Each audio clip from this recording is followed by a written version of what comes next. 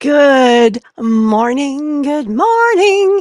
Gee, it's great to start your day with coffee with karma today. So, today I'm going to be sharing 5 ways to make your autobiography attract more clients, all tips inspired by the uh, classic television show, The A Team. So, first, I want to tell you, I want to preface what's going on this morning.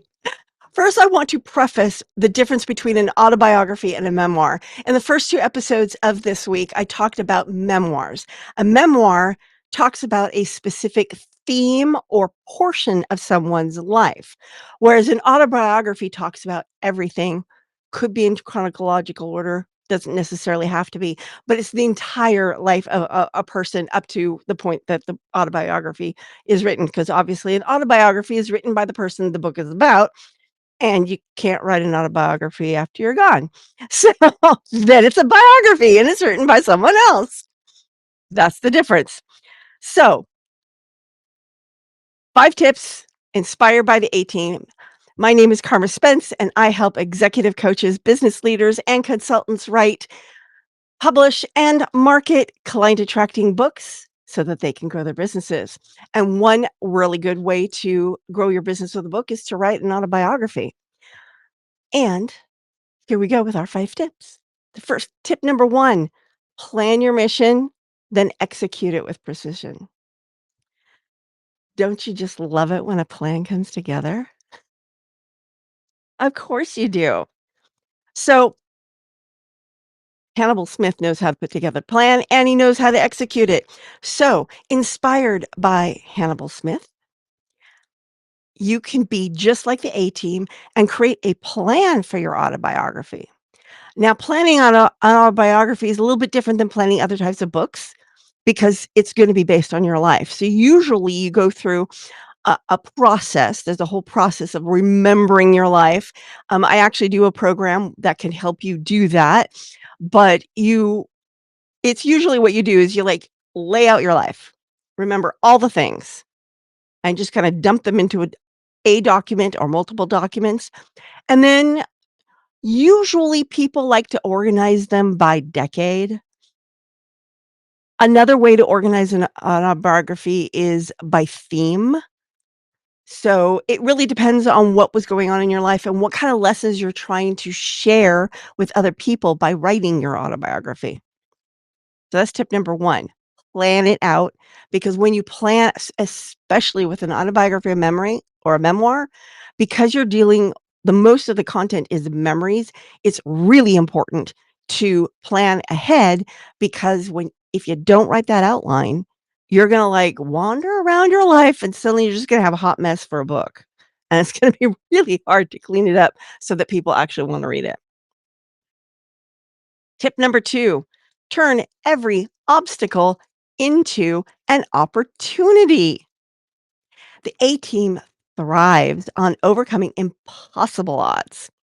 In your autobiography, highlight some of the toughest challenges that you faced and how you overcame them. This is the key. I would recommend not sharing those challenges you're still working on.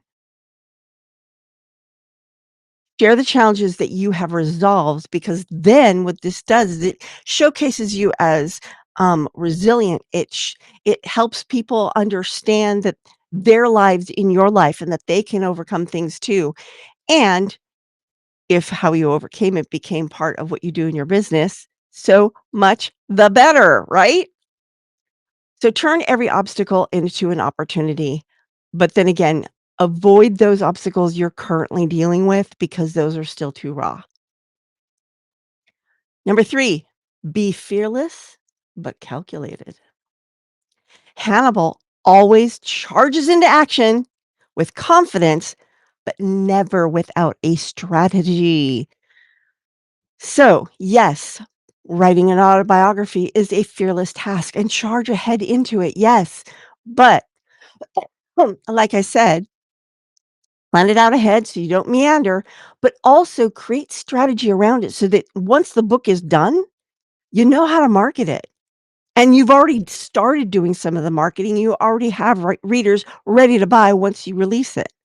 So, like I say in my book, Serve Up Your Book, marketing happens before you write the book, as you're coming up with the idea, as you write the outline, as you're writing the book, as you're publishing the book. Marketing happens throughout the author's journey, because without that constant partial eye on strategy, your book can fail you.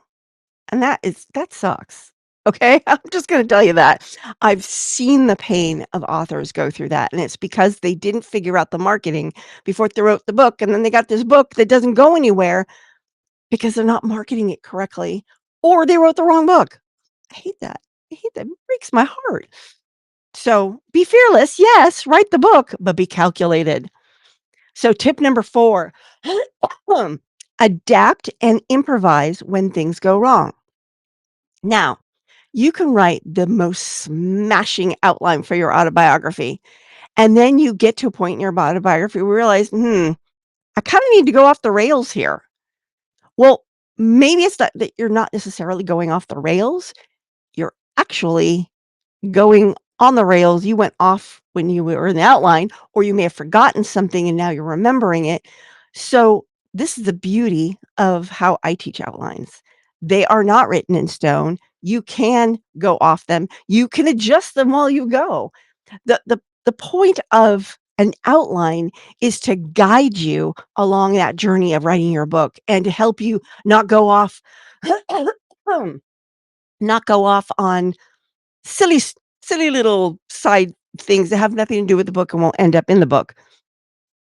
But that doesn't mean you can't adjust your outline as you go along. For example, this isn't an autobiography, but it is an example of what I'm talking about. Public speaking public speaking superpowers. Not only had I created an outline, I had posted the table of contents on my website because I was that sure that is the book I'm writing. And as I'm writing it, I realize I forgot a chapter. Okay, I have 2 choices. I can either write a less than stellar book and leave that chapter out, or I can admit that I forgot a chapter and add it back in. That's what I did. So, pivoting happens as you're writing the book, no matter how good your outline is.